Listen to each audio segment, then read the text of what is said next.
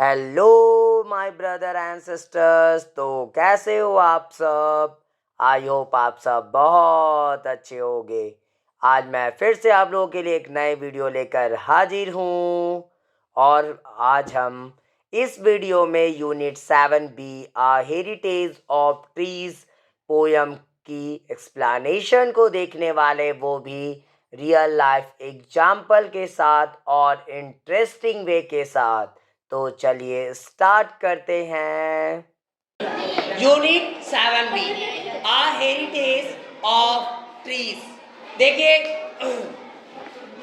Heritage हम लोग जिसका मतलब विरासत होता है, और विरासत उन चीज़ों को बोली जाती है जब जो चीज़ें बहुत पहले से है। समझ में आ रहा है? आज हमारा इंडिया मोस्ट मतलब सबसे ज़्यादा अगर देखा जाए हेरिटेज में सबसे ऊपर में आता है, क्योंकि इंडिया की जो विरासत रही है बहुत अनोखी रही है। और यहाँ पे कई सारे ऐसी चीज़ें जो बहुत पुरानी है जो आज देखने को मिलती है, और इसलिए इंडिया जो है हेरिटेज की दृष्टि से बहुत पुराना माना जाता है। यहाँ की विरासत बहुत पुरानी रही है और बहुत सारी चीज़ें पुरानी यहाँ पे विद्यमान हैं। तो ये हेरिटेज है पेड़ों का, यानी ये पेड़ों की विरासत है। जो पेड़ बहुत पहले लगाया गया था। आज हम लोग इतने बड़े बड़े जंगल देख रहे हैं, वो जंगल कहाँ से आए? कोई तो लगाया होगा, चाहे कोई इंसान काम कर रहा था किया, या तो कोई ना कोई अपना काम कर रहा था। जानवर के द्वारा भी पेड़ लगाए जाते हैं। अब सवाल यह आता है कि जानवर के द्वारा पेड़ कैसे लगाए जाते हैं। आपको पता होगा, गिलहरी जो होती है, गिलहरी जब कोई चीज़ खाती है तो वो जो है उसके बीजों को जब लेकर जाती है वो छुपाने के लिए कि हम बाद में इसका यूज़ करेंगे। लेकिन गिलहरी जब लेकर जाती है उस चीज़ों को तो वो छुपाने के बाद भूल जाती है। समझ में आया? छुपाने के बाद क्या करती है? भूल जाती है, उसको याद ही नहीं रहता आखिरकार वो बीज या जो कुछ भी वो लाई थी वो कहाँ पे छुपी है। और छुपाने के बाद वो जब क्या होता है, उसको पानी जब उस बीज को मिलती है, सही एनवायरनमेंट मिलता है, तो वही बीज एक दिन पेड़ का रूप ले लेती है। समझ में आ गया? तो आज इतने जंगल जो हैं वो सिर्फ आदमी की भूमिका उसमें नहीं है, उसमें जानवरों की भी भूमिका रही है, और इसमें नदी ये सब की भूमिका रही है। आप पढ़े होंगे साइंस में, जो बीज होती है उसका फैलने का अलग अलग सिस्टम होता है। कोई बीज हवा से फैलती है, कोई बीज जो है जानवर के माध्यम से ले जाया जाता है, कोई बीज जो है मनुष्यों से लगाई जाती है। ऐसे अलग अलग तरीके होते हैं। जैसे आज हम लोग मटर ये सब देखते हैं। मटर क्या होता है ना, मटर सूख जाता है, उसके बाद वो फटती है और उसके बीज जो है बिखर जाते हैं, और बीज जहाँ जहाँ पे गिरती है उसकी, वहाँ पे वो एक नए पेड़ को जन्म देती है। वैसे ही नारियल होता है। नारियल जो होता है ना, वो देखोगे आप नदी ये सब के किनारे होती, समुद्र के किनारे होती है नारियल के पेड़। इधर उधर आपको जल्दी नहीं दिखाई देगी, और इधर उधर होगा भी तो अच्छा नारियल आपको नहीं मिलेगा। जो क्वालिटी नारियल की होती है वैसा नारियल आपको मिलने वाला नहीं है।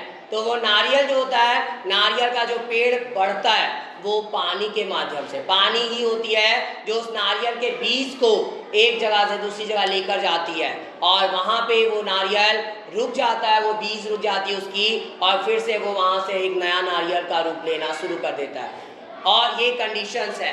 तो यहाँ पे जो आज हम लोग जंगल देख रहे हैं जो बहुत पुरानी है, और वो कोई लोग थे और कई सारी चीज़ें, कई सारे जानवर की वजह से ये जंगल है आज, और आज हम लोग ऑक्सीजन ले पा रहे हैं। क्योंकि जंगल ना होती, पेड़ पौधे ना होते तो ऑक्सीजन भी ना होता, और पूरी दुनिया में सिर्फ कार्बन डाइऑक्साइड होती। और कार्बन डाइऑक्साइड इतनी हानिकारक है हमारे लिए कि अगर कार्बन डाइऑक्साइड बढ़ना शुरू हुआ, अभी ऐसे तो बढ़ ही रहा है, जिसकी वजह भी हम लोग देख रहे हैं, ओजोन लेयर हम लोग की क्षीण हो रही है। ठीक है, और कार्बन डाइऑक्साइड और ज़्यादा अगर बढ़ने लगा तो मनुष्यों के लिए बहुत घातक साबित होगा। तो इस पोएम को स्टार्ट करने से पहले पोएट के बारे में जानते हैं। David Horsburgh 1923 to 1984 was a British born teacher who worked in India. He first came to India in 1943 while serving with the Royal Air Force. He is especially known for his activity-based teaching, stories and poems. देखिए David हॉर्सबर्ग जो है उनका जन्म 1923 ईस्वी में हुआ था और उनकी मृत्यु 1984 में हुई थी। वह जो है ब्रिटिश के जन्म में है, यानी उनका जन्म ब्रिटिश में हुआ था। ब्रिटिश बॉर्न टीचर, और वो एक ब्रिटिश थे और यहाँ पे वो teacher who work in India, और जो कि एक टीचर बने भारत में आकर वो टीचर का रूप लिए, टीचर बने थे वो। He first came to India in 1943 और वह पहली बार भारत 1943 ईस्वी में आए थे। While serving with the royal air force, जबकि उनकी सेवा जो है रॉयल एयरफोर्स में चल रही थी, रॉयल एयरफोर्स के साथ उनकी सेवा भी रही। He is specially non for his activity based teaching, और वो खास तौर पर अपनी उनकी जो क्रियाकलाप थी टीचिंग, वो टीचिंग पे आधारित थी। वो टीचिंग के से ही वो बहुत ज़्यादा प्रसिद्ध हुए, टीचिंग से, उसके बाद स्टोरी जो उनकी थी और जो पोएम्स थे उनसे वो प्रसिद्ध हुए। और अब जो है ये थी कवि के बारे में। अब हम लोग चैप्टर को स्टार्ट करने से पहले बिफोर यू रीड पढ़ते हैं। क्या है walking on a road on a hot afternoon, how do you feel when you come under a Shady tree. गर्मी का दिन है, समर का टाइम चल रहा है, समर सीजन चल रही है।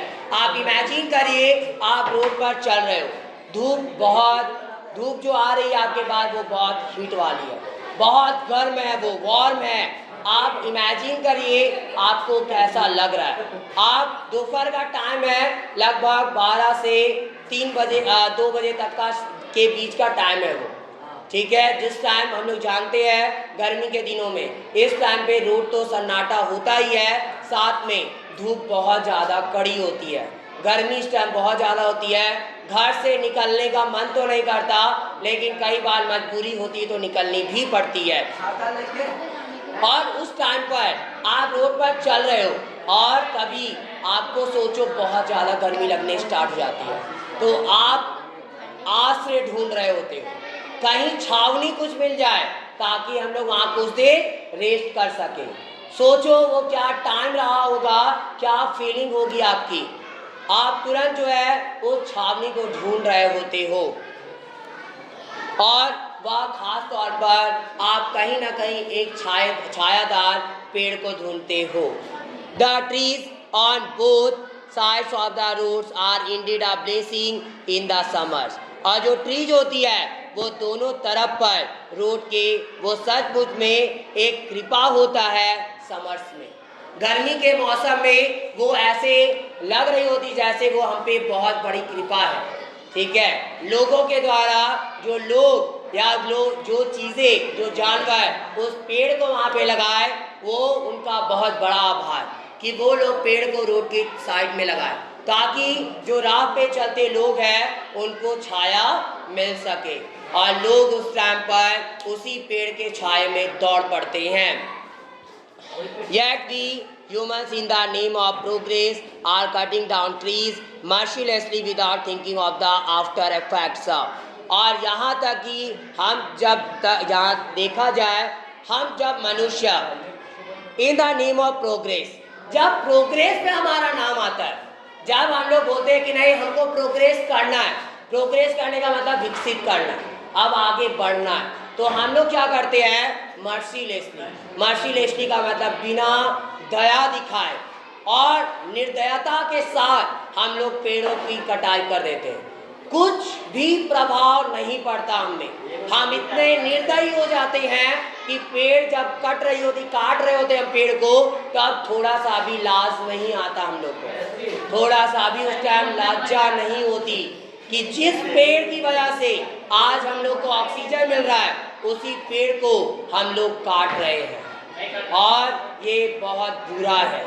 और आज के टाइम में हम लोग विकसित तो हो रहे हैं, लेकिन रियल मायने में हम अपने लाइफ को बहुत बड़े गड्ढे में धकेल रहे हैं, और ये लाइफ हमारा इतनी जल्दी खत्म हो जाएगा आने वाले टाइम में कि कोई सोच भी नहीं सकता। आपको पता होगा आज से कई साल पहले जो लोगों की उम्र होती थी वो लगभग 200 साल 300 साल उससे भी ज़्यादा हुआ करती थी। आज से बहुत पीछे जाएंगे तो समझ में आ गया। और उसके बाद उम्र जो है दिन प्रतिदिन घटना शुरू हुआ। फिर भी लोगों की उम्र 100 थी, लेकिन अब उससे भी कम हो रही है। और ना जाने हम लोग का जब टाइम आएगा आने वाले समय में, हम लोग भी पता नहीं, हमको लोग तो लगता है 60-70 में ही पार हो जाएंगे, समझ में आ रहा है। तो हम लोग 2000 को शायद ही क्रॉस कर पाए।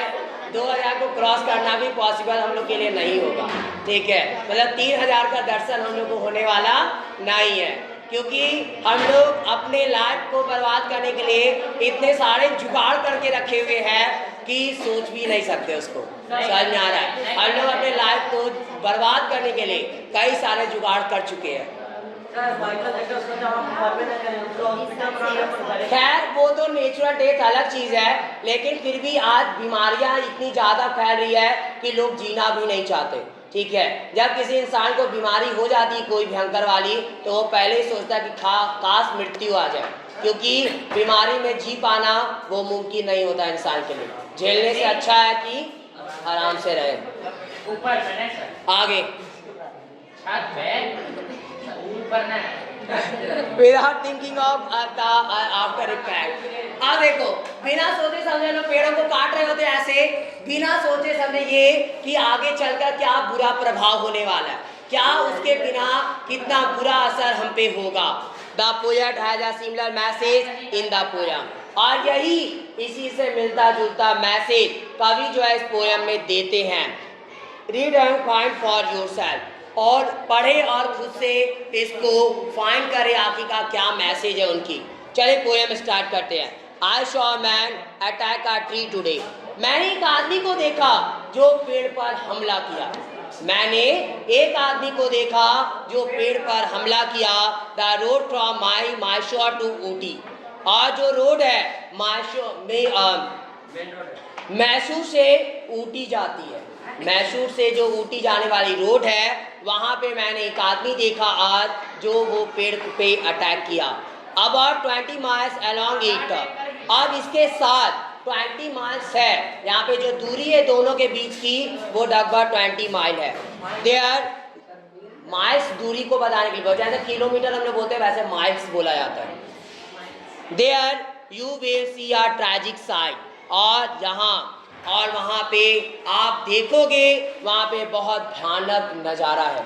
वहाँ पे नज़ारा जो कैसा है, भयानक, क्योंकि वहाँ पे अब जो है a line of noble trees mutilated branches ripped untimely from their trunk, creepers some have died.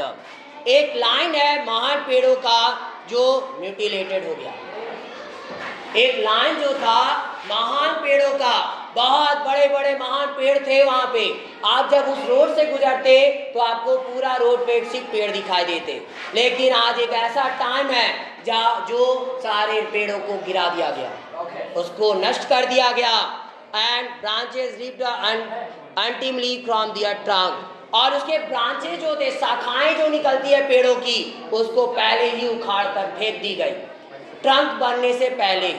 मतलब वो बड़ा जो होता वो ट्रंक हम लोग बोलते हैं, उस जो मोटी सी होती है ना, आप देखोगे जब पेड़ खड़ा होता है तो ये जो लंबा जो खड़ा होता है उसको हम लोग ट्रंक बोलते हैं। तो मोटा जब होने से पहले उसको हटा दिया गया। शाखाएं जो थी छोटी छोटी अभी स्टार्ट ही थी पेड़, और वहीं से उसको हटा दिया गया। Creepers some have died. और क्रीपर्स की जाती है उसे, और उनमें से कुछ जो है वो मार दी जाती है, मर गई। दोज नोबल ट्रीज, और वे सब महान पेड़ planted long since by some sweet hand, some Ismail Visvesvaraya or unknown. और ये सारे महान पेड़ जो है वो बहुत समय पहले प्लांट किए गए थे, कुछ महान लोगों के द्वारा ये पेड़ों को लगाया गया था। लेकिन हम इतने बोल सकते हैं, गाली चाहे जितना भी दिया जाए, हम लोग इतने बेकार हो चुके हैं कि हम लोग पेड़ को काटने में भी संकोच नहीं करते। आज देखो कहीं पे बिल्डिंग बन रही होती है, मशीन आती है, धड़ाक से पेड़ को उड़ा दिया जाता है आपके सामने, ठीक है। आपके टाइम में समय भी नहीं लगता है पेड़ को काटने में, मशीन आती है उसको धड़ाक से उसको उड़ा दिया जाता है। और पेड़ जो खड़ी थी अचानक से धराशायी हो जाती है। 1-2 सेकंड का भी टाइम नहीं लगता उसको उखाड़ने में।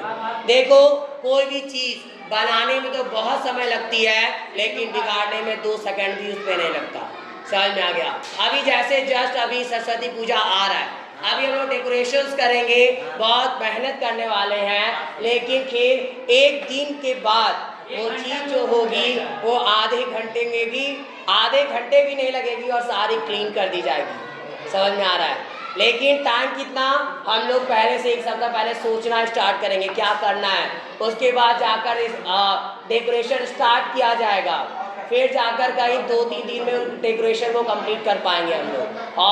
और उसके बाद जैसे विसर्जन होगा उसके बाद क्या होगा, आधा घंटा भी नहीं लगेगा उसको बर्बाद करने में, लेकिन बनाने में उसको 1 सप्ताह का लगभग समय, 1 सप्ताह से ज़्यादा भी लगा, ठीक है, लेकिन बिगाड़ने में कुछ भी नहीं लगा। समझ में आ रहा है? हाँ, आधा घंटा भी नहीं। तो ये चीज़ें हैं। वैसे ही एक पेड़ को बड़े होने में काफ़ी साल लग जाते हैं, लेकिन गिराने में 2 सेकंड भी नहीं लगता, उसको धड़ाक से गिरा दिया जाता है। सोचो कितना वो अच्छा इंसान होगा जिसकी वजह से आज हम लोग के सामने पेड़ है, लेकिन हम लोग ऐसे इंसान हैं जिस पे दया नहीं है। देखो कहावत भी है, जो कोई भी चीज़ जिस प्रॉब्लम से नहीं गुजरता ना, उसको उस चीज़ का मतलब भी नहीं पता होता। आप सुने होंगे कई लोग बोलते हैं, कई लोग अगर कभी कोई प्रॉब्लम में हो, अगर आप बोलोगे उसको जाके अचानक से क्या है, क्या काहे मूड ऑफ किए हुए हो,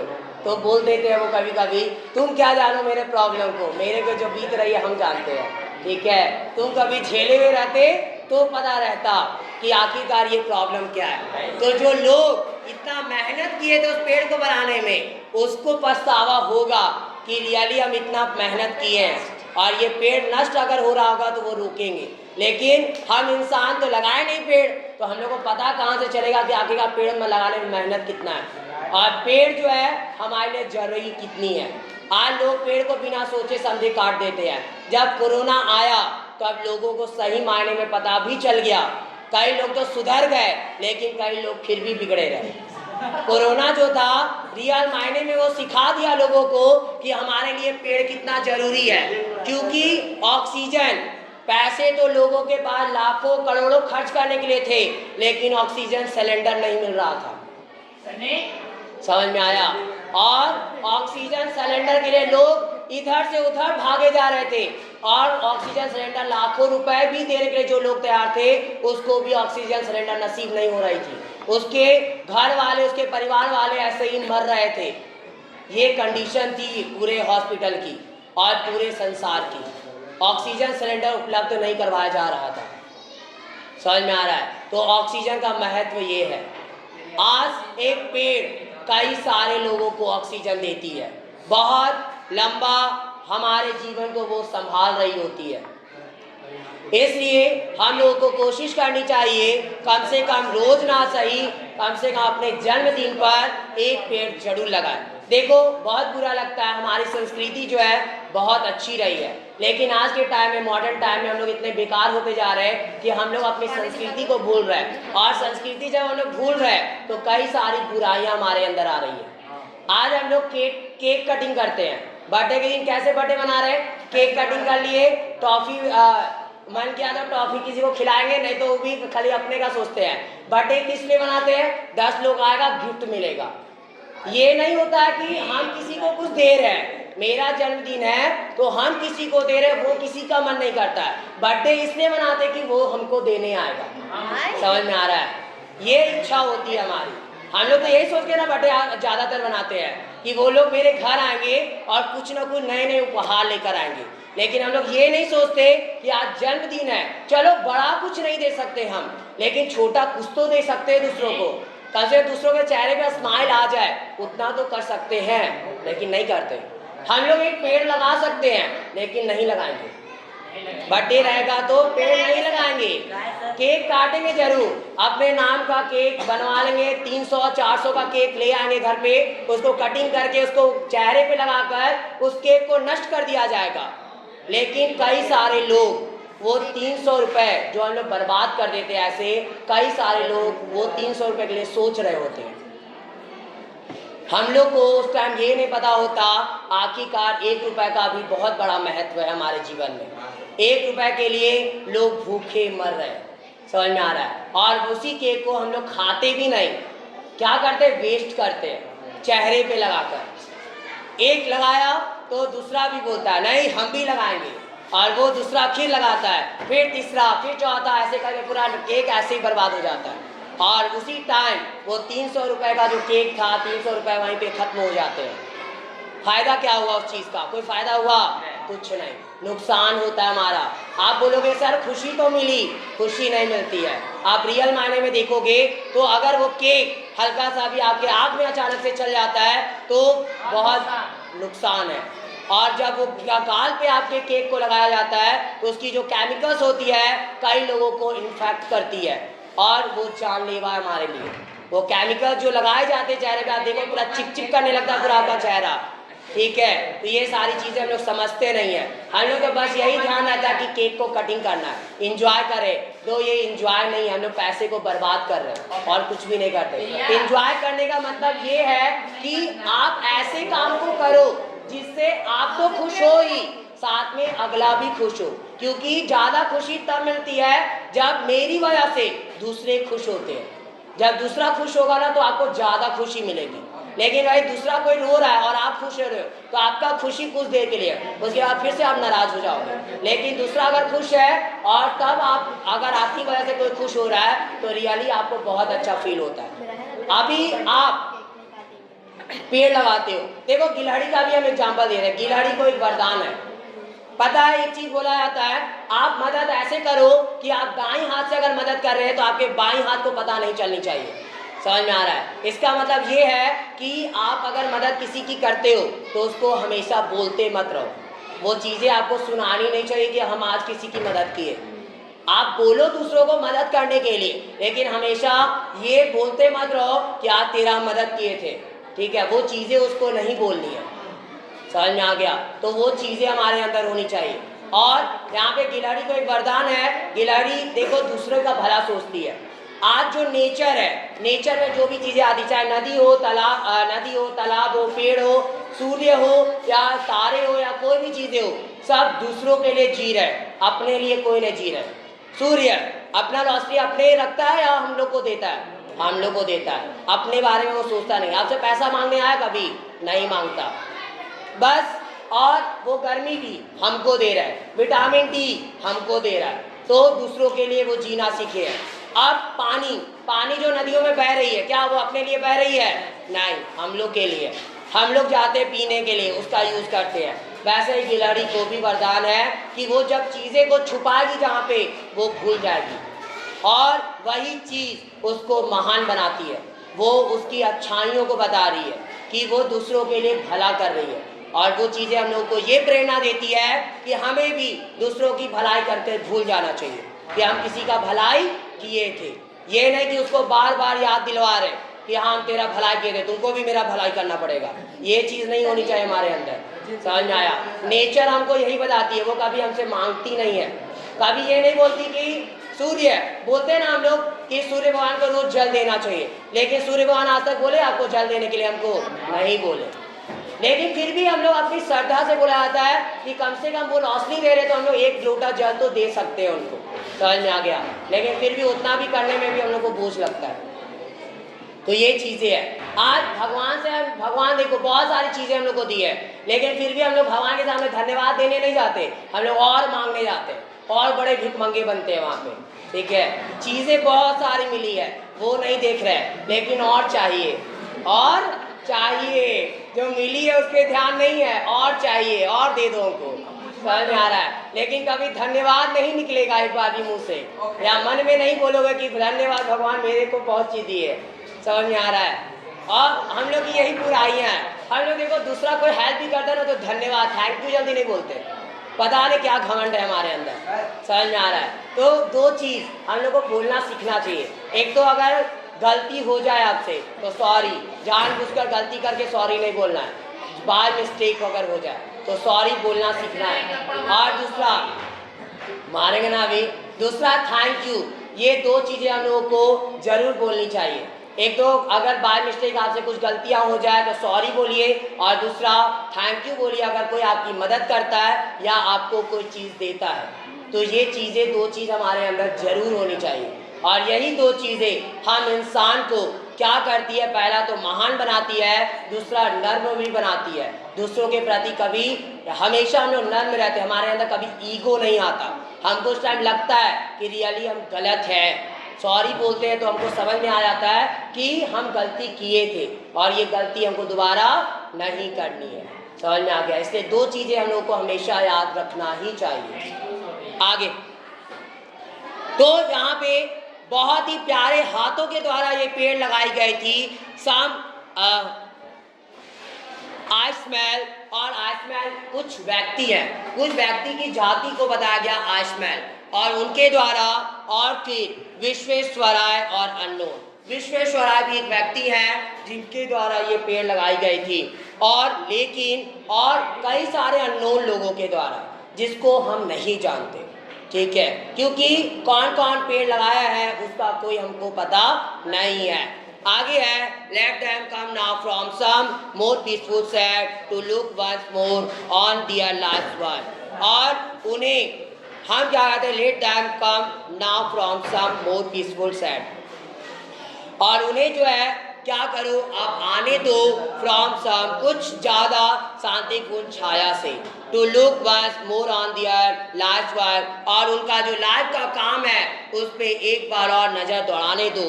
trees for the people let all enjoy them, और ट्रीज जो है वो पेड़ वो लोगों के लिए हैं। वहाँ पे वो बता रहे हैं कि जब लोग काम कर रहे होते हैं, जब थक जाते हैं, तो वो लोग जो है चाहते हैं, जब वो रास्ते पे चल रहे होते हैं तो चाहते हैं कि कहीं छाया मिल जाए और थोड़ी देर हम लोग आराम कर लें।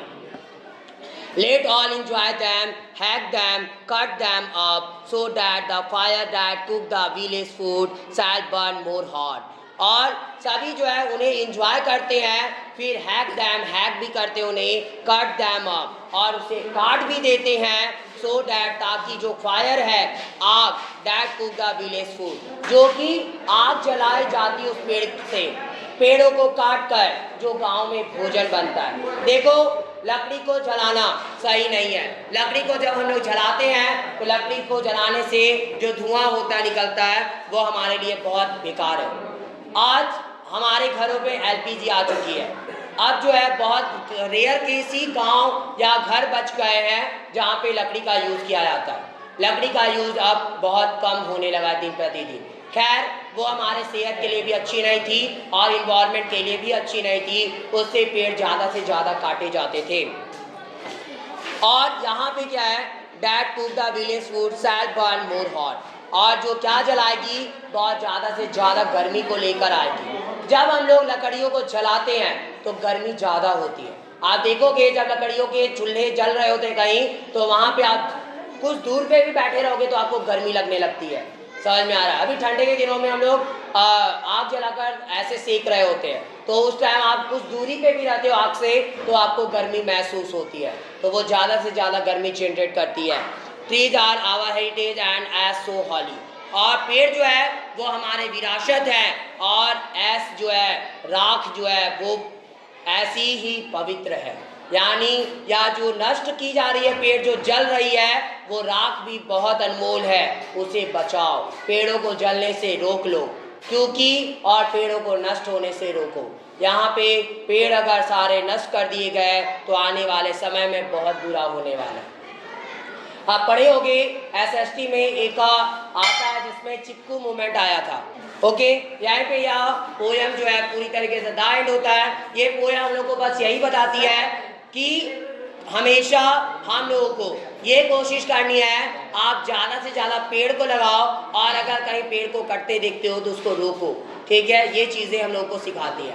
देखो अगर कहीं बाय चांस ज़रूरत है कोई एक पेड़ काटने की, तो अगर एक पेड़ कहीं कट रहा है तो उसके बदले 10 पेड़ हम लोग को लगानी चाहिए, तब एक पेड़ का हम लोग कुछ उसका जो बेकार वो एक पेड़ जो हुई उसका हम लोग जुर्माना भर सकते हैं। ठीक है, हाँ, एक के बदले 10 लगाओ, तब वाहवाही है, तब अच्छी बातें है वो। चले आज के लिए इतना ही, बाकी कल। और अब यहीं पे या पोयम की एक्सप्लेनेशन समाप्त होती है। और अगर आपको यह पोयम की एक्सप्लेनेशन समझ आई हो और अच्छी लगी हो तो प्लीज़ मेरे इस वीडियो को लाइक ज़रूर करें और ज़्यादा से ज़्यादा शेयर करें ताकि और भी बच्चों तक यह वीडियो पहुंच सके। और मेरे इस चैनल को सब्सक्राइब भी ज़रूर करें ताकि आपको मेरी आने वाली वीडियो की नोटिफिकेशन सबसे पहले मिल सके। Thanks for watching my video. Have a nice day.